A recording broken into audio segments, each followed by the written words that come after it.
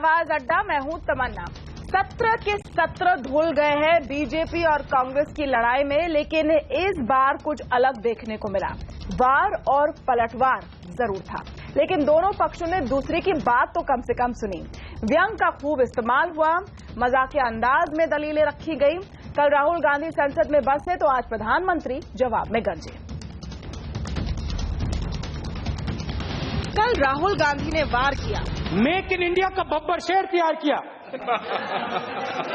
काले रंग का बब्बर शेर, उसके अंदर देखो तो घड़ी जैसा चलता है वो। तो आज प्रधानमंत्री नरेंद्र मोदी जवाब में गरजे। कोई भी नई योजना लाए, नई तरीके से लाए, तो कुछ लोगों को उम्र तो बढ़ती है लेकिन समझ नहीं बढ़ती है, तो समझने में बड़ी देर लगती है। संसद में आज मोदी ने राहुल गांधी के हमलों का गिन गिन कर जवाब दिया। कल राहुल ने ब्लैक मनी स्कीम पर तंज कसा, तो आज पीएम ने उसका करारा जवाब दिया। फेयर एंड लवली योजना, इस योजना में हिंदुस्तान का कोई भी चोर अपने काले धन को सफेद कर सकता है। चीजें समझने में बड़ा समय जाता है। कुछ लोग तो समय बीतने के बाद भी चीजें समझ नहीं पाते, और इसलिए अच्छा लगता है विरोध करें, तो वो विरोध करना अपना तरीका ढूंढते रहते हैं। पीएम ने राहुल गांधी के मनरेगा पर सवाल पर जवाब दिया कि इसकी जरूरत ही इसलिए पड़ी क्योंकि गरीबी कांग्रेस ने पैदा की। अरे हमने गरीबी की जड़ें इतनी जमा दी हैं, इतनी जमा दी हैं। मोदी तुम उखड़ जाओगे लेकिन इसे उखाड़ नहीं पाओगे। नरेगा, गरीबी से लेकर भ्रष्टाचार तक पीएम ने आज हर मुद्दे पर बात की, लेकिन निशाने पर साफ तौर पर थे राहुल गांधी। आज और कल की डायलॉग बाजी सुनने में तो मजा आया, लेकिन हम सवाल उठा रहे हैं कि क्या इस लड़ाई में संसद का असली काम हाईजैक तो नहीं हो रहा है। Bureau report. चलिए चर्चा शुरू करते हैं आवाज अड्डा में। इस खास चर्चा में आज हमारे साथ जुड़े हुए हैं बीजेपी के सचिव आरपी सिंह, कांग्रेस के प्रवक्ता प्रदीप जैन हमारे साथ है, एनसीपी के महासचिव तारिक अनवर, आरएसएस पर किताब लिखने वाले लेखक और पत्रकार रतन शारदा जी, वरिष्ठ पत्रकार रामकृपाल सिंह जी और शरद प्रधान, साथ में सीएसडीएस के फेलो हिलाल अहमद। स्वागत है आप सबका। सबसे पहले जो नॉन पॉलिटिकल हमारे पैनलिस्ट हैं उनसे मैं पूछना चाहूंगी, रामकृपाल जी आपसे शुरू करती हूं कि दोनों स्पीच हमने सुने, आप कैसे रेट करते हैं इन टर्म्स ऑफ परफॉर्मेंस और पॉइंट रखने की क्षमता में?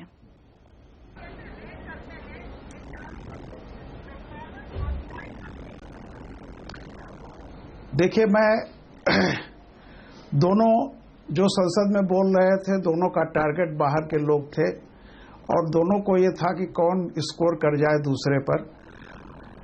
मुझे ऐसा लगता है कि राहुल जी ने जो तीर चलाए वो कलेजे के पार हो गए, लेकिन मोदी जी ने जो तीर चलाए उसमें बिना नाम लिए चलाया उन्होंने, वो गालिब की उस तरह की हैं कि ये जो चुभे हुए हैं, पार नहीं हुए हैं, वो थोड़ा खलिश ज्यादा होती है, उसकी कड़वाहट ज्यादा रहती है, उसका दर्द ज्यादा महसूस किया जाता है। मैं उसको अंक में नहीं कहूंगा, लेकिन दोनों का फर्क क्या है कि कल राहुल जी को भी मैंने सुना, वो कोई भी बात मोदी जी के बिना कह नहीं पाए। पहले उन्होंने कहा था कि देश न मोदी है न मोदी जी देश हैं, लेकिन उनके पूरे भाषण में यह लगा कि बिना मोदी के कोई देश की किसी नीति की बात ही वो नहीं कर पा रहे थे, और आज मोदी ने बिना नाम लिए कहा वही सारी बातें। तो मुझे लगा कि दोनों कहीं न कहीं से संसद में जो पहले की संसद थी वो संसद नहीं है। अब मैं ये नहीं कहता कि कौन ज्यादा गुनहगार है कौन कम गुनहगार है, उस पर मैं नहीं जा रहा हूं, लेकिन और मैं इसको बहुत ज्यादा उस पर डिस्टिंक्शन भी नहीं देता कि कौन जीत गया कौन हार गया।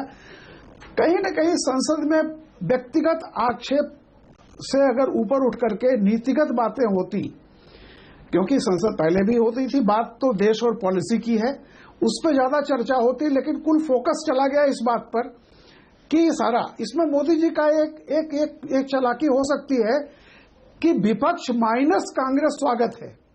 ये बड़ी चीज है। पूरा फोकस किसी भी और किसी पॉलिटिकल पार्टी पर नहीं रहा, सिर्फ उन 44 सीटों की कांग्रेस पर सारा का सारा फोकस था।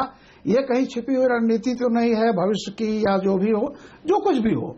तो मुझे लगा कि वो थोड़ा सा मोदी थोड़े सफल होते दिख रहे हैं। राहुल जी अपनी हार्ड डिसलाइकिंग को दबा नहीं पाते हैं, मुझे लगता है कि जब आप कोई कुछ भी कह ले वो क्या है नहीं है, देखिए आज खड़गे जी पर बहस कोई नहीं कर रहा है, सब राहुल जी पर कह रहे हैं।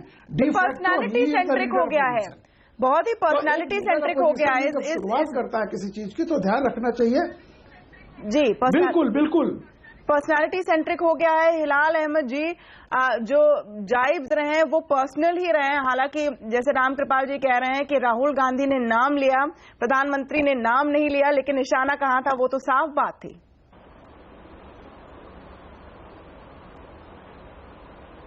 नहीं, मैं सहमत हूं इस बात से, क्योंकि यहां पर मुझे ऐसा लगता है जो राजनीतिक भाषण दिए जाते हैं उसके दो मुख्य उद्देश्य होते हैं। पहला उद्देश्य ये होता है कि आप अपने मुख्य प्रतिद्वंदी को पहचानिए, और दूसरा उद्देश्य जो होता है वो ये होता है कि आप उसके आर्ग्यूमेंट के साथ खेलिए।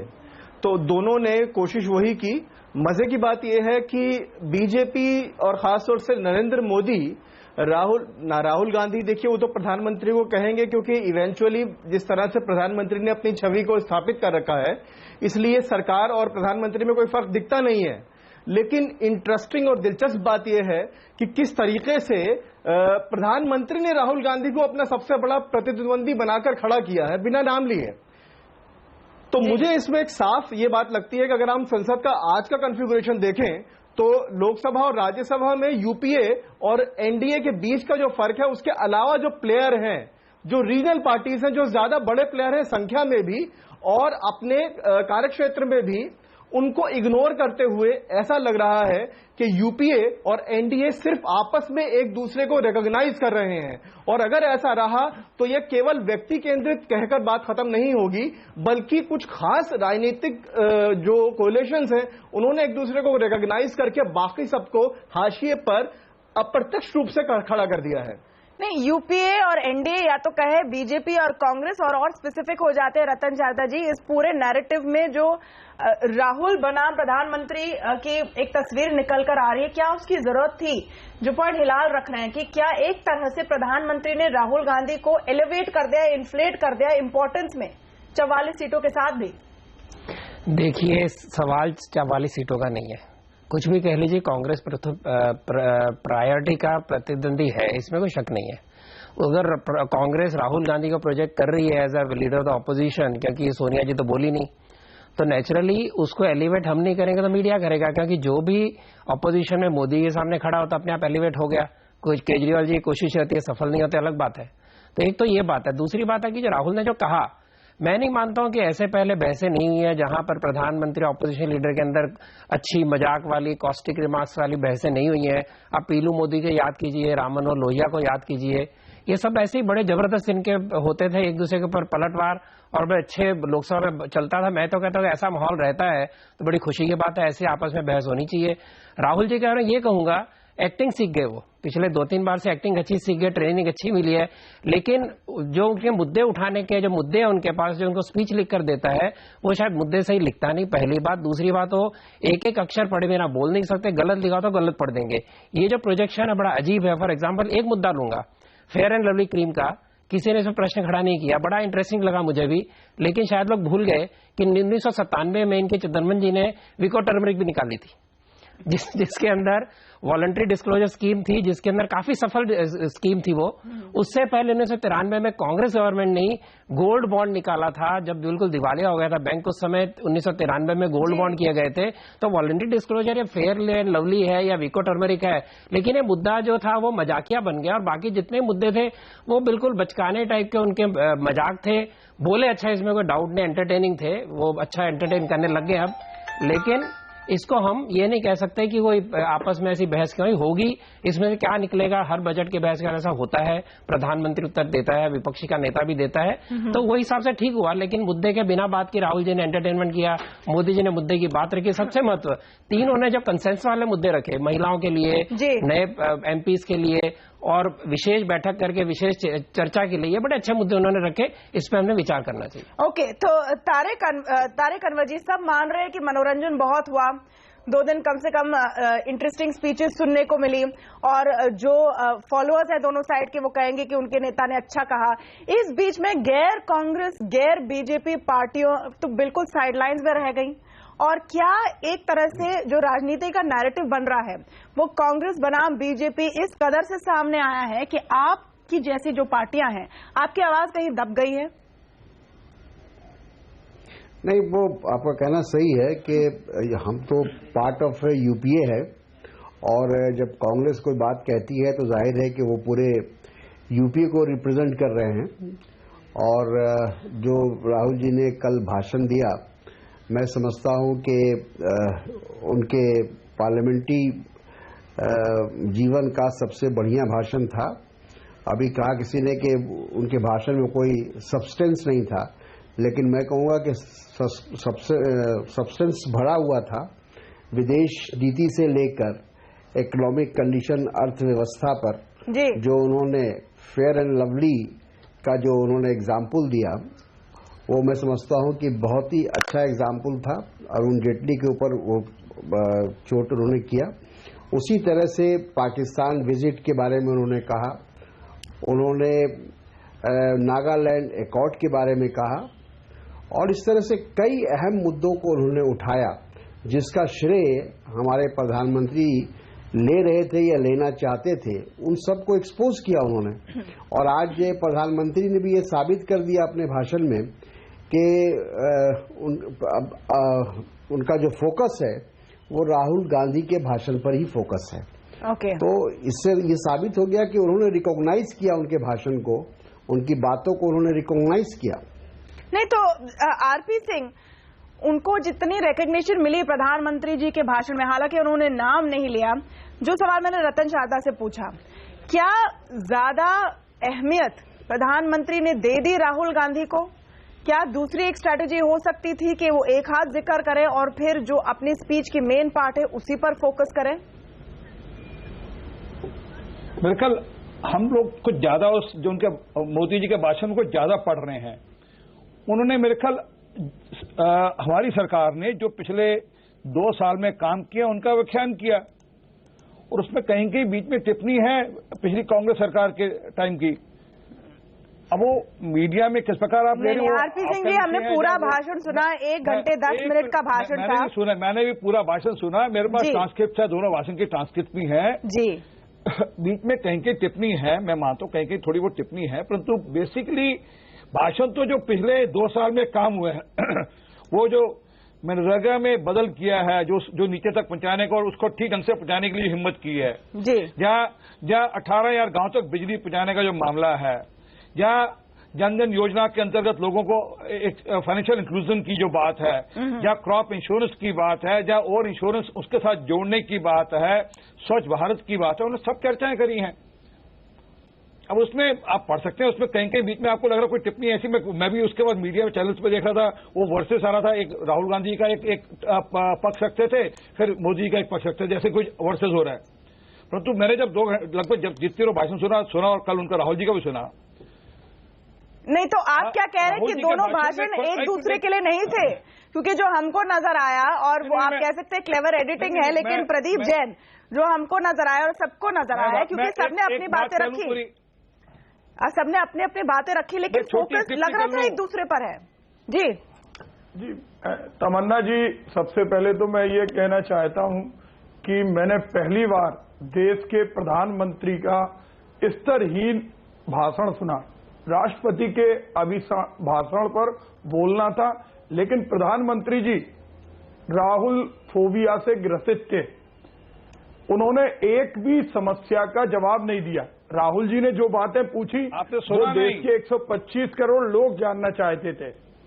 लोग जानना चाहते थे कि अचानक हमारी विदेश नीति कैसे बदल गई, हम कैसे फॉरेन सेक्रेटरी की नॉलेज के बिना, विदेश मंत्री के बिना, रक्षा मंत्री के बिना अचानक हम पाकिस्तान क्यों उतर गए, हमारी मेक इन इंडिया से कितने लोगों को रोजगार मिला, सीधी बात कही। लेकिन प्रधानमंत्री जी आज जिस तरह प्रवचन दे रहे थे वो निश्चित रूप से दुर्भाग्यपूर्ण है। आज लोगों को बड़ी अपेक्षा थी, लेकिन उन्होंने एक एक्टर की तरह, मैं कहूंगा नहीं। अब देखिए प्रदीप जैन, अगर आप थिएट्रिक्स का आरोप लगा रहे हैं तो ऐसा नहीं है कि कल राहुल गांधी का भाषण बहुत ही स्ट्रेट फॉरवर्ड था। उसमें भी ड्रामा था। तमन्ना मुझे एक बोलना टिप्पणी छोटी आज भी ड्रामा दिखा आरपी सिंह जी। आप तमन्ना जी आरपी सिंह मेरी जी बात हो जाए। मुझे राहुल गांधी जी ने तो लगातार मोदी जी का माला जपी कल। आज बता दीजिए मोदी जी ने एक बार भी राहुल गांधी का नाम लिया हो? कल मेरे ख्याल पूरे भाषण में कम से कम 50 बार मोदी जी का नाम लिया उन्होंने। मानेंगे कि राहुल गांधी का नाम नहीं लिया, लेकिन वो बात कर रहे थे राहुल गांधी की। कहाँ खड़ा किया है? आरपी सिंह ये बता दीजिए, जब वो कह रहे थे कि कुछ लोग की उम्र बढ़ जाती है लेकिन समझ नहीं बढ़ती, तो वो किसकी बात कर रहे थे? और आरपी सिंह जी, जब प्रधानमंत्री ने कहा, एक मिनट, जब प्रधानमंत्री ने कहा कि कुछ लोगों की उम्र बढ़ जाती है लेकिन बातें समझ में नहीं आती, समझ नहीं बढ़ती, तो वो किसकी बात कर रहे थे? नहीं, ऐसे तो जब उन्होंने कहा ऑर्डिनेंस फाड़ने की बात करी, वो स्पष्ट था, उस चर्चा थी कि आप कितना मान आदर देते हैं अपने लोगों को, उसके ऊपर चर्चा है कि आप एक सरकार बिल पास करते हो, बिल फाड़ देते हैं। मैं उसको नहीं मना कर रहा, परंतु उनके भाषण में, मोदी जी के भाषण में पिछले 2 साल में सिंह साहब भाजपा सरकार ने क्या किया, मोदी जी की सरकार ने क्या किया, उसका पूरा व्याख्यान था। शायद मेरे कांग्रेस के जो मित्र वो पूरा सुन नहीं पाया, या ध्यान से सुना नहीं भाषण। राहुल गांधी जी के भाषण में तथ्य नहीं थे। एक मिनट रतन शारदा जी का पॉइंट देखिए, ढंग से काम करते हैं और आपने देखा होगा अगर उन्हें कोई चीज गलत लगी तो उन्होंने उसको अस्वीकार किया। राहुल गांधी ने कभी फांसीवाद या हिटलरवादी पद्धति नहीं रखी, जो आम जनता के काम की चीज थी। अगर वो अध्यादेश गलत था तभी तो जैन साहब इन दोनों लोकतंत्र के अंदर लोकतंत्र की प्रक्रिया के द्वारा पास किया हुआ बिल। रतन शारदा का पॉइंट ऑफ व्यू सुन लीजिए जी, प्लीज रतन शारदा को। मैं कहना चाहूंगा क्या होगा, कांग्रेस बीजेपी का झगड़ा खत्म हो तो कुछ बोलूं मैं? हम भी रुके कि कांग्रेस बीजेपी का झगड़ा खत्म हो तो संसद में कुछ काम हो, और ये हाईएस्ट लेवल पर चला गया है झगड़ा। मैं जरा तू मैं से बाहर आना चाहूंगा। रतन शारदा की बात कीजिए, एक मिनट बस एक मिनट। मैं जरा प्रदीप जैन बस एक मिनट, आरपी सिंह बस एक मिनट जी, प्लीज कंटिन्यू। मैं मुद्दे की बात करूंगा। यहाँ पर किसी का माला जाप न करें कि उसने बहुत बढ़िया था, क्या था, ये तू मैं न करें। एक छोटी सी बात करूंगा विदेश नीति की। विदेश नीति इतनी सालों से पाकिस्तान सेंट्रिक और अमेरिका सेंट्रिक चल रही थी। पहली बार मोदी जी के आने के बाद विदेश नीति का इतना विस्तार हुआ, उन्होंने सारी दुनिया को अपने साथ में लगाया, विदेश नीति बिल्कुल डायनेमिक हो गई। उसको आप स्वीकार करें। आप एक मुद्दा पकड़ के पाकिस्तान को हाइफन करके इंडिया को, भारत को छोटा न करें, पहली बात। दूसरी बात, नागा अकॉर्ड के बारे में ऐसा मजाक करना, 40 साल बाद का समझौता हुआ है, वहां कोई गड़बड़ हुई, समझौता फेल हुआ। जैन का पॉइंट है कि जो मुद्दे उठाए गए उसका जवाब नहीं मिला, तो जवाब मिला ना। अगर आपको 1 घंटे में पूरा जवाब नहीं होता तो कभी और मिलेगा। लेकिन मुद्दे उन्होंने जो उठाए, अगर मुद्दे उसमें जो काम के थे जवाब मिला। 1 घंटे में अगर 4 बार राहुल जी को कुछ तंज मार दिया तो 1 घंटे में बाकी विषय रखे उन्होंने। अगर सारे विषय सभी विरोधी पक्षों के रखते आप 2 घंटा बैठते। तो ये मुद्दा नहीं, मुद्दा ये है कि अच्छे मुद्दों को भी किस प्रकार से हल्केपन से उछालना। जैसे आपने विदेश नीति की बात की, नागा अकॉर्ड की बात की, मेक इन इंडिया की बात की, ये मजाक के विषय तो नहीं है ना, ये सीरियस विषय। आप सीरियसली रखिए कि मेक इंडिया क्यों फेल हुआ, इन्वेस्टमेंट आया कि नहीं आया। आप बात कीजिए कि विदेश नीति में सारे विश्व में जिस प्रकार भारत का मल्टी सेंट्रिक अप्रोच हो गया, लुक ईस्ट हो गया, लुक साउथ हो गया, जो केवल एक तरफ था, उसका उत्तर देना चाहिए ना। आप इस प्रकार से केवल माला न जपे ना, आप मुद्दे की बात करें, नहीं तो आगे तो विषय बढ़ेगा ना, हम भी पार्लियामेंट की तरह बातें करेंगे। जी हाँ तमन्ना जी, सबसे पहले मैं एक बात कहना चाहता हूं कि प्रधानमंत्री को किसी भी व्यक्ति के प्रति विद्वेष पूर्वक भावना नहीं रखना चाहिए। वो किसी एक दल के प्रधानमंत्री नहीं है, पूरे देश के प्रधानमंत्री है। और अगर किसी सदस्य ने नेशनल हेराल्ड केस हुआ तो आप जीएसटी भूल जाइए, ये क्या द्वेष हुआ? आप बताइए। जनता पार्टी, मनमोहन जी ने कहा ना कि नेशनल हेराल्ड हुआ तो आपको जीएसटी नहीं मिलेगा। एक मिनट, उनको पॉइंट पूरा करने दीजिए। जी प्रदीप जैन जी, मैं ये कह रहा हूं कि वो पूरे देश के प्रधानमंत्री हैं, एक दल के प्रधानमंत्री नहीं है। और जिस तरह उन्होंने बातों को एक प्रवचन के रूप में दिया, आप बताइए कितनी अंतर्द्वंद से भरी बातें। एक तरफ मनरेगा की बुराई करते हैं, दूसरी तरफ 38,500 करोड़ रुपए उनकी सरकार देती है। फूड सिक्योरिटी बिल पर उनकी सरकार पैसा देती है। इस कॉन्टेक्स्ट में जी, इस कॉन्टेक्स्ट में जो प्रधानमंत्री जी ने कहा, और उसमें मैं जोड़ना चाहती हूँ हिलाल अहमद और रामकृपाल सिंह जी को, मनरेगा के कॉन्टेक्स्ट में प्रधानमंत्री जी ने बहुत साफ कहा कि 2012 की सीएजी रिपोर्ट का उन्होंने जिक्र किया कि कितने खराब तरीके से स्कीम चलाई जा रही थी। रामकृपाल जी, जो पूरी डिस्कशन हो गई है, मेरी स्कीम थी, तमन्ना जी, मेरा आइडिया था, की किताब है, सीएजी की किताब है, जिसमें सीएजी की ऑडिट रिपोर्ट ने बताया कि इसका घोटाला मध्य प्रदेश में कितना हुआ, गुजरात में कितना हुआ। मनरेगा एक कानून है। प्रदीप जी, मनरेगा में प्रॉब्लम थी, ये दुनिया को पता है, फिर भी वो एक अच्छा चैनल माना जा रहा है आज की सरकार से। लेकिन रामकृपाल जी, देखिए किस लेवल की पॉलिटिकल फाइट ये पहली बार हुआ है कि मनरेगा का 94% पैसा सीधा जो काम करता है उसके पास जा रहा है, दलालों के पास नहीं जा रहा। पहले कांग्रेस के दलालों के पास पैसा जाता था। ये फर्क हो गया मनरेगा में। आज जब किसानों की इतनी खराब हालत है, इतना रूरल डिस्ट्रेस है कि मनरेगा मेरा था या आपका, और मैं ठीक से कर रहा हूं या आप कर रहे थे। जी रामकृपाल जी, मोदी जी ने कहा ये कब से 1990 से चल रहा है मनरेगा का अलग अलग रूप, उन्होंने स्वीकार किया उसको, और ये भी कहा कि आपने गरीबी छोड़ी इसलिए मनरेगा आया। तमन्ना जी, मैं प्लीज मुझे कृपया आप ही बोल रहे हैं। जी बोलिए। शारदा जी, शायद मेरा समय है, कृपया मैं बोलता नहीं हूं दूसरों के बीच में, प्लीज थोड़ा सा मुझे भी सुन लें। देखिए, बहस जो चल रही है राष्ट्रपति के अभिभाषण पर, ये धन्यवाद प्रस्ताव था। सवाल इस बात का है कि जिसने भी शुरू किया, राष्ट्रपति के अभिभाषण को किसी ने जो जिस तरह से उस पर बहस शुरू हुई, लीडर अपोजिशन या सोकाल जो भी कह लीजिए, मुझे नहीं लगता है कि उसको कभी गंभीरता से लिया गया कि हम आज किस मौके पर क्या बोल रहे हैं। पहली चीज। दूसरी बात, मैं एक बात बता दूं, न राहुल गांधी, पीवी नरसिम्हा राव या मनमोहन सिंह हैं, न नरेंद्र मोदी जी, अटल बिहारी वाजपेयी या अडवाणी हैं, और न ये वो संसद है। मान के चलिए, जब जब आप लोग सोचेंगे कि पहले ऐसा होता था तो आपको तकलीफ होगी। मैं इस बात पर आता हूं कि कभी भी आप भावुकता और विश्लेषण का इस्तेमाल कीजिए, लेकिन क्या है कि 75% तथ्य हों और 25% उस पर आपके जजमेंट हों, आरोप हों, तब तो चलते हैं। लेकिन अगर 75% आप सिर्फ हवाई बातें कर रहेंगे, कोई क्वांटिफाई नहीं करेंगे किसी चीज को, और उसमें तो फिर दिक्कत आएगी। कल मैं जो चीज देख रहा था, उसमें कहीं न कहीं से तथ्यों से अलग हट करके, बल्कि आज मैं इसलिए नहीं कह रहा हूं, कल राहुल जी का बयान भी पढ़ लीजिए। आप किसी जब योजना की बुराई करते हैं, आज जो मोदी ने जवाब दिया मनरेगा का, तो विद फैक्ट्स एंड फिगर आए हैं वो। आप ये कह सकते हो कि जो फैक्ट्स एंड फिगर दे रहे हैं वो गलत है, लेकिन ये कहना कि मध्य प्रदेश में भी ऐसा हुआ था, शहर में और भी शहर में चोरियां हुई, इसलिए मेरे शहर में किसी चोर को पकड़ा न जाए, ये कोई तर्क नहीं होता है। हो सकता है वहां भी हुआ हो, लेकिन ये तथ्य है कि जो कमियां उसमें रही हैं, उस कमियों को दूर किया जाए।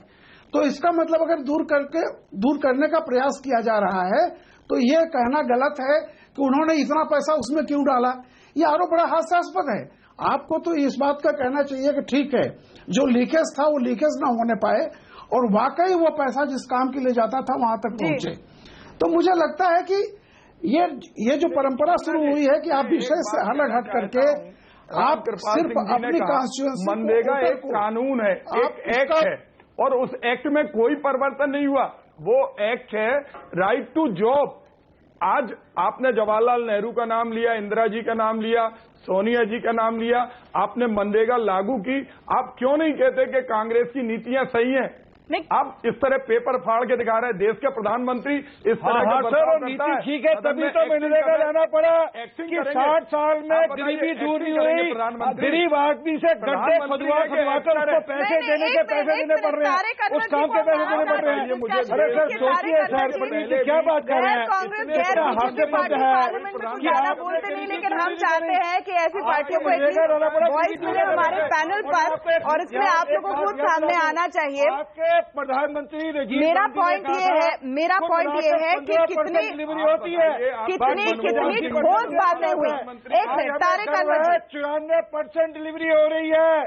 नहीं, 94% जी एक मिनट, अगर आप मनरेगा की बात करें तो आज भी ये दावा नहीं हो सकता कि मनरेगा बराबर से चल रही है, और जो सरकार है वो बहुत देर से मनरेगा को इग्नोर कर रही थी। अब मनरेगा में इंटरेस्ट जागी है क्योंकि इतना खराब हाल है रूरल इंडिया में। ये सारी चीजें फैक्ट्स हैं, लेकिन ये एक लॉ है। अगर आप इस पर ध्यान दे रहे हैं तो लोग इसके लिए क्रेडिट क्यों ले रहे हैं? किस बात का क्रेडिट ले रहे हैं जब आज भी हालत इतनी खराब है? ये मेरा सवाल है तारिक अनवर जी, कि क्रेडिट लेने के लिए तो सब आगे जा रहे हैं, क्या कोई सोल्यूशन हुआ है?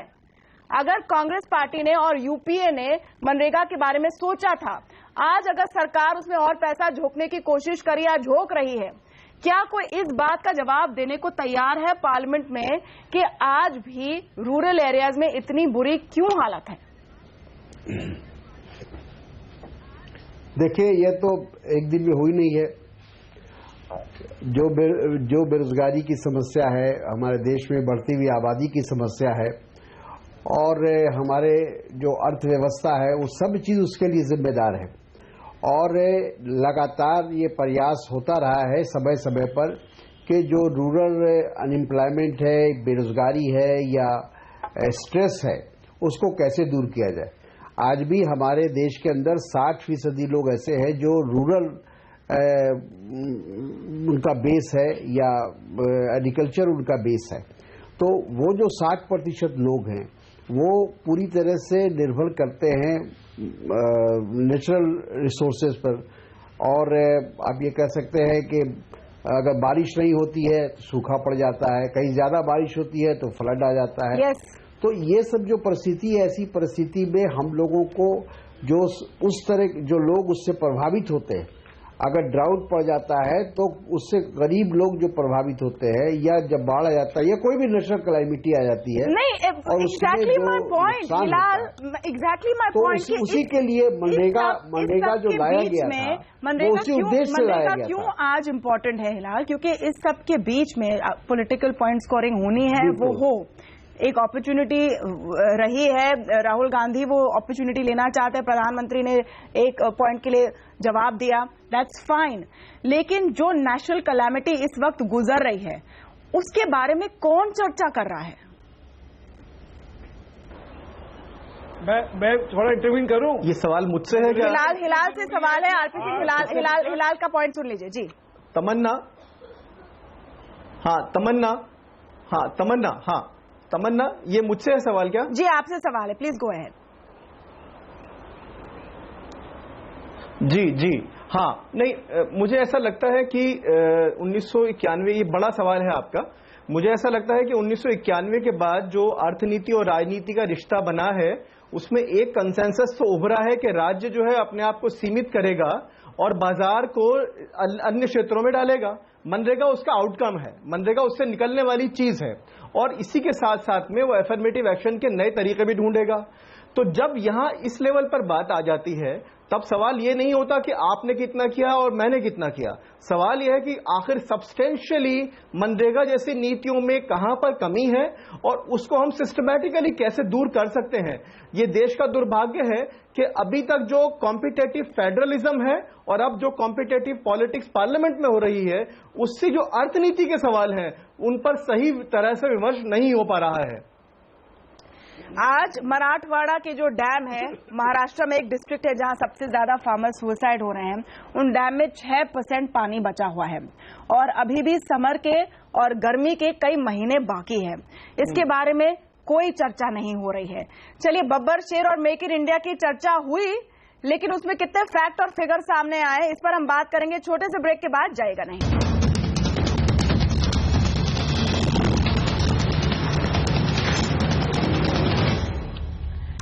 डायलॉग पर डायलॉग, दलील पर दलील। पिछले 2 दिनों में हमने काफी इंटरेस्टिंग स्पीचेस सुने हैं। राहुल गांधी बोले कल, आज प्रधानमंत्री बोले और प्रधानमंत्री ने बहुत विस्तार में बहुत सारी चीजों की बात की। राहुल गांधी पर भी चुटकी ली, कांग्रेस पर भी चुटकी ली। अब हमारे साथ जुड़े हैं शरद प्रधान, सीनियर जर्नलिस्ट। शरद प्रधान जी, एक चीज जो मैंने नोट की प्रधानमंत्री की स्पीच में, उन्होंने 2 बार मेरे ख्याल से इंदिरा गांधी का जिक्र किया। इसमें आप क्या रीड करते हैं? और राजीव गांधी का भी जिक्र किया उन्होंने जी।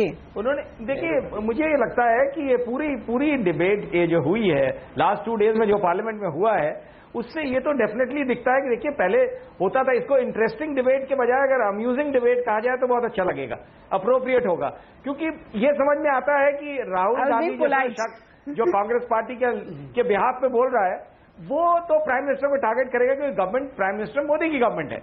लेकिन प्राइम मिनिस्टर भी अगर उसी लेवल पे उतर करके पर्सनलाइज अटैक करने लगेंगे और थिएट्रिक्स के जरिए से करेंगे, बिल्कुल ऐसा लगने लगेगा जैसे मेलो ड्रामा हो रहा है, ये पार्लियामेंट नहीं है, ये थिएट्रिक्स कोई एक छोटे से विटी क्वेश्चन आंसर में तो चल जाती है, ये नहीं कि एंटायर डे वो थिएट्रिक्स में जा रहा है। इससे तो लगता है कि सीरियसनेस ऑफ द डिबेट जो है वो कतई नहीं है, जो मेन इश्यूज है वो नहीं। और एक सबसे बड़ी चीज है तमन्ना कि प्राइम मिनिस्टर ने राहुल गांधी और गांधी फैमिली पे फोकस करके डायरेक्टली, इनडायरेक्टली, ऑब्लिकली ये प्रूव कर दिया है कि वो उनकी नजर में ये गांधी फैमिली और कांग्रेस पार्टी अत्यंत इंपॉर्टेंट है। इससे राहुल गांधी को जो अनड्यू इंपॉर्टेंस मिली है, मेरा ख्याल इन द लॉन्ग रन इसका बड़ा फर्क पड़ेगा कांग्रेस को। Okay, RP Singh, undue importance, Sharad Pradhan कह रहे हैं कि बिना वजह का महत्व दे दिया प्रधानमंत्री ने राहुल गांधी को, उसकी क्या जरूरत थी। और उसमें जो पर्सनलाइज जाइब्स थे, बुद्धि पर, समझदारी पर, परिपक्वता पर, इंफीरियोरिटी कॉम्प्लेक्स की बात की, पर्सनलाइज जाइब्स से बचा जा सकता था। देखिए, मेरा ख्याल लगता है आपने कुछ एक पक्ष पकड़ लिया, बाकी सब बातों पे नहीं जा रहे। उन्होंने किस प्रकार स्पीकर साहब ने जो एक योजना शुरू की है श्री नाम से, उस पर चर्चा करी जी। उन्हें किस प्रकार कहा कि हम अभी महिला दिवस आएगा, उस दिन सिर्फ महिलाएं जो हमारे सांसद हैं वो बोलें ताकि ये मैसेज जाए, इस पर चर्चा करी। उन्होंने इस बात पे चर्चा करी कि हम जो पहली बार सांसद चुनकर आए वो भी कोई इस प्रकार रजे सेशन में एक दिन उनको दे दिया जाए ताकि वो बोल सकें सिर्फ, ताकि हम समझ सकें कि हमारे पास कितने अच्छे लोग, तेजस्वी लोग हैं। उन्होंने इस बात पे भी चर्चा करी कि कभी कभी हमको बच्चों की पढ़ाई के ऊपर, पानी के ऊपर, स्पीडी जस्टिस के ऊपर, सस्टेनेबल डेवलपमेंट के ऊपर, इन सब विषयों पर चर्चा करते हुए इन पे एक कोई दिशा, कोई एक नोट बनाकर और इस पर कोई स्पेशलिस्ट को लाकर उनसे नोट एक्सचेंज कर ये भी चर्चा करनी चाहिए। ये सारे विषय में चर्चा करी। उन्होंने ये भी चर्चा करी कि किस प्रकार हम देश के हर गांव तक बिजली पहुंचाने की चिंता कर रहे हैं, इसकी भी चर्चा करी। उन्होंने इस बात की भी चर्चा करी कि हम किस प्रकार से फाइनेंशियल इंक्लूजन कर रहे हैं क्रॉप इंश्योरेंस के साथ, इस बात की भी चर्चा करी। तो मुझे लगता है कि क्योंकि हमको वो लेकिन लेने में मजा आता है, बार बार घूम फिर के कहा अच्छी लगती है, परंतु जो बाकी विषय उन पर चिंता नहीं हो रही। नहीं, हम इसलिए तो डिबेट कर रहे हैं कि बाकी विषयों पर ज्यादा चर्चा होनी थी। और क्या अगर प्रधानमंत्री जी संसद में इतनी बातें अगर करेंगे, बहुत सारी चर्चाएं की, लेकिन उसमें अगर इतना ध्यान देंगे एक विपक्ष नेता पर, तो मीडिया उसको रिपोर्ट करेगा और जरूर करेगा। लेकिन प्रदीप जैन जी, मेरा आपसे सवाल है, और यहाँ पर सोशल मीडिया पर जो चीजें चल रही हैं उसको भूल जाइए। ये भी एक क्रिटिक आया है कि राहुल गांधी जी बोल तो रहे थे बहुत ही एनर्जी के साथ, लेकिन थोड़ा होमवर्क कमजोर नजर आ रहा था। निश्चित रूप से, इसीलिए तो विपक्ष में, लेकिन प्रधानमंत्री मैं इंतकाम लूंगा उसके नहीं, क्योंकि अब हमने भी सुना उसमें पीछे से थोड़ी प्रॉम्प्टिंग की आवाज आ रही थी। नहीं, आप देखिए छोटी छोटी चीजें कि स्पीकर मैडम है या सर। जी, तमन्ना जी, राहुल जी एक पार्टी के नेता हैं और नरेंद्र मोदी जी सारे दलों के नेता हैं और प्रधानमंत्री हैं। वो एक किरदार निभा रहे, मैं इंतकाम लूंगा। आप देखिए उनके भाषण, कहीं पेपर फाड़ने की एक्टिंग, आपने देखा होगा मनमोहन सिंह को कितनी फाड़ा तो राहुल जी ने था भाई साहब। ये हमेशा वो राहुल गांधी की नकल कर रहे थे, राहुल गांधी की नकल कर रहे थे। राहुल गांधी ने पिछले इलेक्शन कैंपेन में बोल रहे थे, मैं नहीं बोला था ना, आप जब बोल रहे थे नहीं बोल पाए ना, आप बताइए, आपको भी भाषण में मेरी बात कीजिए। आप देखिए तमन्ना जी, जितनी समस्याएं थी उन समस्या में किसी का भी सिलसिलेवार जवाब नहीं दिया। महिलाओं की बात की, वो खुद देखे उनके दलों की महिलाओं को वो कितना प्रतिनिधित्व देते, वो नए सांसदों को कितना बोलने का मौका देते। आप देखिए, कभी वेंकैया नायडू बोलते, कभी अरुण जेटली बोलते। उनके यहाँ 130 नए सांसद हैं और मैं जानता हूं कि उनमें से उन्होंने उनके दो चेहरे हैं, नरेंद्र मोदी नहीं, मैं प्रदीप जैन जी जो मैं पॉइंट रख रही थी वो होमवर्क की थी, और वो मैं इसलिए कह रही हूँ कि क्योंकि स्पीच में नहीं, आज राहुल गांधी ने बात की ईपीएफ पर टैक्स की, और ये एक ऐसा इशू है जिस पर सरकार पर बहुत दबाव पड़ रहा है, आलोचना भी हो रही है। आइए आपको सुनाते हैं कि उन्होंने क्या कहा। हमारे जो गवर्नमेंट एम्प्लॉइज हैं वो अपनी पूरी जिंदगी देते हैं और ईपीएफ उनका सेफ्टी नेट होता है। ईपीएफ पर टैक्स लगाना गलत है। तो प्रदीप जैन जी, पहले तो गवर्नमेंट एम्प्लॉइज को जीपीएफ मिलता है जिस पर ये टैक्स नहीं लगाया गया है, ये टैक्स सिर्फ निजी कर्मचारियों पर लगाया गया है। इस पर सीएनबीसी आवाज पिछले कुछ दिनों से मुहिम कर रहा है कि क्यों सिर्फ आप प्राइवेट एम्प्लॉइज को टैक्स करेंगे, और अगर हमको टैक्स करेंगे तो गवर्नमेंट एम्प्लॉइज को क्यों नहीं। मेरा पॉइंट है कि मुद्दे उठ रहे हैं, अच्छी बात है, विपक्ष को ये करना चाहिए, लेकिन होमवर्क तो हो थोड़ी साथ में। जी, हमारा तमन्ना जी वही कहना है कि राहुल जी ने मुद्दों की बात की, लेकिन प्रधानमंत्री जी ने प्रवचन दिए, प्रधानमंत्री जी ने बदला लेने की स्टाइल से भाषण दिए। कोई भी चीज उन्होंने समस्या पर बोले ही नहीं, समाधान पर बोले ही नहीं, केवल एक प्रवचन देते। मैं मानती हूँ कि मुश्किल सवाल है और इस पर आप कुछ ज्यादा राहुल गांधी का होमवर्क आप नहीं बोल सकते, मैं मानती हूँ, लेकिन मैं क्यों ये पॉइंट उठा रही हूँ, रामकृपाल जी, मैं क्यों पॉइंट उठा रही हूँ, क्योंकि अगर ध्यान से सुना नहीं, मैं क्यों पॉइंट उठा रही हूँ रामकृपाल जी, क्योंकि अगर विपक्ष को सही में अपना एक रोल अदा करना है तो होमवर्क के साथ आना पड़ेगा। होमवर्क करके आया करिए, पहले भाषण देखो, उसके बाद आप जवाब दो। आप देखिए, बोले भी ये जेएनयू पे बोले नहीं बिल्कुल बिल्कुल। रामकृपाल जी,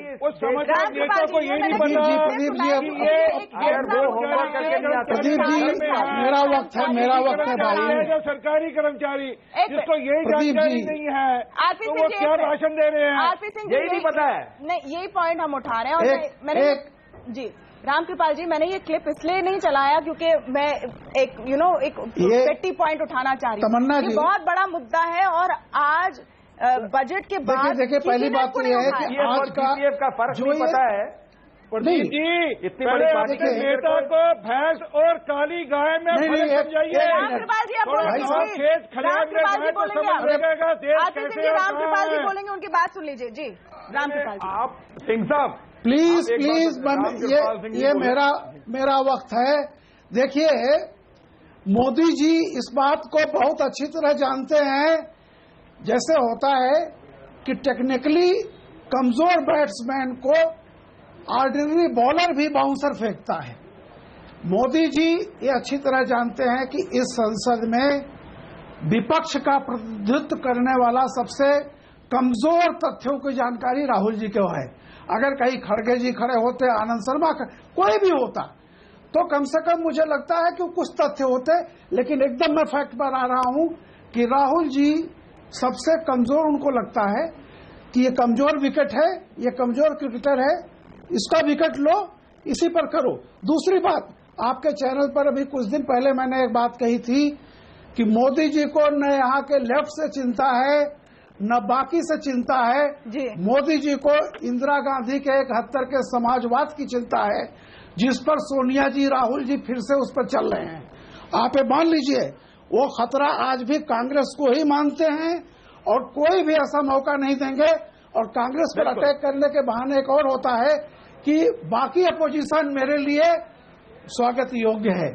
आप ये सारी रणनीति है, इसको इतना सहज मत समझिए। नहीं, मैं बस एक छोटा सा पॉइंट रख रही थी और प्रदीप जैन मैं कोई पर्सनल अटैक नहीं करना चाह रही थी, लेकिन अगर विपक्ष के नेता आते हैं किसी एक आरोप के साथ या किसी एक क्रिटिक के साथ, तो फैक्ट सही होने चाहिए, क्योंकि एक ऐसे मुद्दे हैं जो आम जनता के लिए उनके जीवन को इफेक्ट करते हैं।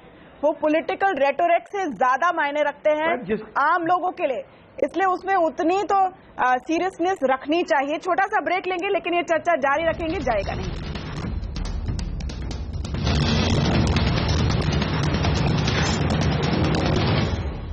देखिए, एक अच्छी पिक्चर बनाने के लिए बहुत मसाला चाहिए, डायलॉग जबरदस्त होने चाहिए और गाने सही होने चाहिए।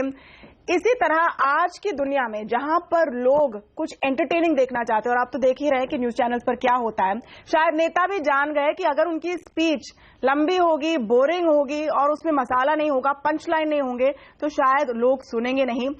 इसी का एक हमने नतीजा देखा पिछले 2 दिन में, ऐसा भी कह सकते हैं। रतन शारदा जी, आज के नेता ये समझ गए हैं कि अगर यूथ को और आम लोगों को अट्रैक्ट करना है तो स्पीच में तो पंच होना चाहिए, और पंच अच्छा सा हमें दिखा दोनों दिन। एक फर्क है, देखिए, यूथ को पंच चाहिए, लोगों को इम्पेशंस है, ब्राउजर का जमाना है, एक सेकंड में लोग चैनल बदल लेते हैं, लेकिन यूथ इतना कुछ जानता है आज जो हमें अब तक ये जानने के मौके नहीं थे, because of net and because of social media, कि अगर फैक्चुअल बात नहीं करेंगे तो यूथ उसका मजाक बना लेता है, वो चाहे वो ईपीएफ का जोक हो, चाहे उनके और जोक हो। लेकिन इस समय लोग बड़े जागरूक हैं, आप जो भी तथ्य देंगे तुरंत वो गूगल देव के पास जाके या नेटवर्क पे जाके ढूंढ लेंगे। तो मजेदार भाषण हो। आप कह रही थी कि इस पर तंज कसे जाते हैं, मैं बात कर रहा था, रामन और लोहिया जी ने इंदिरा गांधी को किसी जमाने गूंगी गुड़िया कहा था। तो इस तरह के मजाक, इस तरह के इशू अगर न होंगे तो बिल्कुल नीरस हो जाएगा जीवन।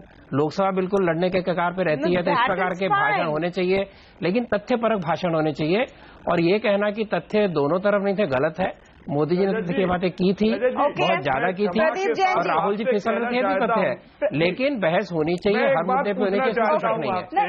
लोकसभा से भाग के काम नहीं होने वाला, लोकसभा से भाग के काम नहीं होने वाला, ये आप लोग ध्यान रखिए। आपको लोकसभा में रहना पड़ेगा। प्रदीप जैन फिर शरद प्रधान। प्रदीप जैन जी, बाहर सड़क पे जाके माइक में उठाइए, लोकसभा में जो ना बोलिए। हमारे देश में आज भी किसान मर रहे, ये हमारे जिले में 9 आदमियों ने बजट के बाद सर 60 साल की कृपा आपकी, 60 साल की कृपा आपकी। आप मजाक की बात आप समझिए, ये पेपर है, ये पेपर है, आप देखिए, ये मरे हुए किसान। आपने पता किया कि किसान मरने की संख्या कम हो रही है, आपने पता किया? 60 साल में आज की नहीं है, ये जो 60 साल में हो रहा है, आपको आज जोश आ रहा है? नहीं, ये आपने जो 60 साल बात किया, आप चाहते हो कि 1.5 साल में ठीक हो जाएगा? प्रधानमंत्री नहीं बोल सकते। आप बताइए, आप मजाक वाला, कभी तो क्रॉप इंश्योरेंस की, आपने तो क्रॉप इंश्योरेंस की करी। मंदिर है संसद डायलॉग के लिए, संसद एक्टिंग के लिए, आप बताइए। वो तो इसीलिए आप भाग जाते हैं, इसीलिए आप भाग जाते हैं संसद को छोड़ के, बात में वॉकआउट करते हैं, बात में हल्ला करते हैं, इसीलिए अनवर जी, क्योंकि हम इश्यूज की बात कर रहे हैं और हम चाह रहे कि इश्यूज की बात हो। मेक इन इंडिया पर बहुत डायलॉग हुए, बब्बर शेर का डायलॉग हुआ, वो हमने हमारे शो में भी उठाया एज एन एग्जाम्पल। इनको कौन निपटाएगा? इंटरेस्टिंग डायलॉग है, प्रधानमंत्री मनोरंजन कराता है। 1 मिनट, तारिक अनवर जी से सवाल है, आप सुन लीजिए। Pradeep Jain ji, my point is कि जो जॉब्स की समस्या है, राहुल गांधी ने उठाया जॉब्स की का सवाल, लेकिन बताए नहीं कोई फैक्ट्स एंड फिगर्स। प्रधानमंत्री जी ने उसका जवाब दिया इस अंदाज में कि मेक इन इंडिया के बारे में आप क्यों मजाक उड़ा रहे हो, ये देश का स्कीम है और शायद आपको समझ में नहीं आ रहा है। इस बीच में जो लाखों लोग बेरोजगार हैं आज, उनको क्या मिला अपने लीडर्स से? तमन्ना जी, तारिक अनवर से सवाल है। राहुल जी कभी मजाक नहीं उड़ाते। मैं एक नहीं, बब्बर शेर वजह जोक सर। तमन्ना जी, और उन्होंने उस योजना की एक बार तारिक अनवर जी से सवाल था जी। तारिक अनवर जी, हाँ, मैं बोल रहा हूँ। जैन साहब, हमको बोलने दीजिए। ये बात अभी जो कहा गया, बार बार ये बात कही जा रही है कि तथ्यों के आधार पर बोलना चाहिए। तो आपको याद होगा कल राहुल जी ने इस बात को स्वीकार किया था कि हमसे गलतियां होती हैं, हम आरएसएस के सदस्य नहीं हैं कि हमसे कोई गलती नहीं होगी, ये बात उन्होंने कही थी। तो अगर उन्होंने कोई ऐसी बात कह दी तो उसको पकड़ने की जरूरत नहीं है, उनके भाव को देखना चाहिए, उनके मोटिव को देखना चाहिए। या कोई भी कुछ बोलता है, क्या नरेंद्र मोदी जी से गलत कुछ ऐसी बातें कभी नहीं निकलती है? उन्होंने तो राष्ट्रपिता महात्मा गांधी का नाम ही गलत ले लिया था जब वो अमेरिका गए थे। तो जो देश का प्रधानमंत्री अपने राष्ट्रपिता का नाम सही नहीं ले सकता हो। देखिए आप किस बात की रेफरेंस कर रहे हैं तारिक? तो इसलिए नहीं, यही मैं कहना चाहता हूँ। बाकी जो राहुल गांधी ने जो मुद्दे उठाए उसका किसी का भी जवाब उन्होंने नहीं दिया। बब्बर शेर की बात जो उन्होंने कही, तो क्या गलत कहा उन्होंने? आप बब्बर शेर दिखाते हैं जब बेरोजगारी की बात होती है। तो 2 करोड़ आदमी को, 2 करोड़ नौजवानों को आप रोजगार देने की बात कर रहे थे, और आप आज मेक इन इंडिया का नारा सिर्फ दे रहे हैं। उसको किस तरह से इम्प्लीमेंट करेंगे, किस तरह से लोगों को, नौजवानों को रोजगार देंगे, इसके बारे में तो अभी तक कुछ नहीं आया। कितने अभी 22 महीने होने जा रहे हैं। कितने नौजवानों को इस सरकार ने रोजगार दिया है? कितने नौजवानों को रोजगार दिया है इन्होंने? जी बोलिए। पिछली सरकार ने इतने घोटाले किए नरेंद्र मोदी मजे में बैंक दिए और इसलिए वो बैंक खाली हो गए, लोगों को पैसा देने के लिए नहीं बैंकों के पास। ये जो पूरा बजट की प्रक्रिया इस बार हुई है, वो प्रक्रिया किसान के हित के लिए और गरीब के सुख के लिए हुई है। मैं आपको गिनाता हूँ एक एक बात, पर क्या किस किया प्रकार किसान की क्रॉप इंश्योरेंस को लेकर वहाँ पर पानी पहुंचे इस बात की चिंता करते हुए, वहाँ पर सड़क पहुंचे इस बात की चिंता करते हुए, इससे रोजगार भी उत्पन्न होगा। ओके, और गरीब आदमी कुछ नहीं मिलेगा, कुछ नहीं मिलेगा। आज जो नौजवानों में बेचैनी है, अभी जाके आप देखिए, नौजवानों से बात कीजिए। क्या आज जो घटनाएं हो रही यूनिवर्सिटी के अंदर, उसको देखिए। ये एक रिलीफ है कि कम जो राहुल गांधी ने जो मुद्दा उठाया, जेएनयू का मुद्दा उठाया, पूरी तरह से शाउटिंग स्लोगन्स के बीच में कम से कम हैदराबाद यूनिवर्सिटी का मुद्दा उठाया, उसका जवाब नहीं दिया। हमको सुनने को मिला, ये एक रिलीफ है। लेकिन उससे अगर एक और स्टेप हम एक्सपेक्ट करें कि फैक्ट्स के साथ नेता आए और फैक्ट और पॉइंट पर वो जवाब दे, ताकि जो देश के लोगों को सुनना है वो सुनने को मिले कि हो क्या रहा है उनके भविष्य के साथ। शरद प्रधान जी, मेरा मानना ये है तमन्ना, ये जो है ये बिल्कुल सही बात आपने कही कि फैक्ट के साथ, और कम से कम ऐसे लीडर जैसे राहुल गांधी जैसे लीडर जो कि ऑर्डिनरी मेंबर ऑफ पार्लियामेंट नहीं है और सिर्फ कांग्रेस पार्टी के लीडर नहीं है, वो कांग्रेस पार्टी द्वारा प्रोजेक्टेड प्राइम मिनिस्टरियल कैंडिडेट है, वो अगर आदमी ईपीएफ और जीपीएफ का फर्क नहीं जानता तो ये बड़े अफसोस की, बड़े शर्म की बात है। और ये खाली ये नहीं है, इससे जाहिर होता है कि जितनी थिएट्रिक्स हुई है तमन्ना इस पार्लियामेंट में पिछले 2 दिन में, ऐसा लगता है कि स्क्रिप्ट राइटर्स और डायरेक्टर्स जो हैं वो कांग्रेस के पास कमजोर पड़ गए हैं। उनके स्क्रिप्ट राइटर देखिए, स्मृति ईरानी का स्क्रिप्ट राइटर बहुत बढ़िया था, बहुत अच्छा ड्रामा किया। पार्टी की प्रॉब्लम नहीं है। हिलाल जब सीएनबीसी आवाज ऐसे बिजनेस चैनल पर हर जिले में मनरेगा लागू की, जिन्होंने लैंड एक्विजिशन बिल लागू किया, जिन्होंने फूड सिक्योरिटी किया, आज नरेंद्र मोदी सब्जेक्ट को ठीक से जाने। हिलाल, आज नरेंद्र मोदी 2 साल हो गए। अरे राहुल गांधी को सवाल नहीं सुन पाया, एक बार भैंस और काली गाय में आपका सवाल नहीं सुन पाया। प्रदीप जैन जी प्लीज, आपका हल्का सा मैं ऑडियो डाउन करूंगी, बस हल्का सा। हिलाल प्लीज अपना पॉइंट रखिए। फूड सिक्योरिटी बिल किसने दिया?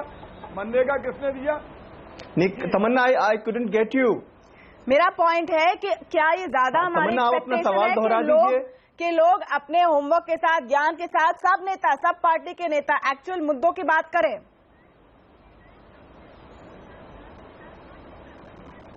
नहीं, यहां पर एक बात जो हमारी चर्चा में मिसिंग है, मैं सिर्फ उसकी तरफ इशारा करूंगा जो कि आपके सवाल का जवाब देगा जी। वो ये है कि जो पार्लियामेंट्री डिबेट्स होती हैं उनकी एक लीगल सैंक्टिटी होती है। एग्जैक्टली। और इसी वजह से बहुत सारे शब्द जो कि पार्लियामेंट्री भाषा में नहीं आते हैं उनको निकाल दिया जाता है। तो यहां जो संसदीय प्रणाली में हमारी एक्सपेक्टेशन है पार्लियामेंटेरियन से, वो ये है कि केवल वो व्यवहारिक भाषा की बात नहीं करेंगे बल्कि वो एक नीतिगत भाषा की बात भी करेंगे। अगर आप तुलना करें, मैं क्योंकि संसदीय प्रणाली पर रिसर्च करता हूं, अगर आप तुलना करें पिछले 20-25 सालों में संसदीय प्रणाली में नीतिगत विमर्श पर चर्चा का जो स्तर था वो लगातार गिरता रहा है। पिछले कुछ महीनों में तो हमने कोई ना स्पीच देखी, ना डिस्कशन देखा। अब कम से कम 2 स्पीचेस तो सुनने को मिली है। बस उम्मीद कर सकते हैं कि अगली बार ये इतने पर्सनालिटी फोकस्ड ना रहे और सब लोगों की बात करें। बहुत बहुत शुक्रिया आप सबका। Sorry Ramkripal ji, I am completely out of time. और आप सब जुड़े आवाज अड्डा में, इसके लिए आप सबका धन्यवाद।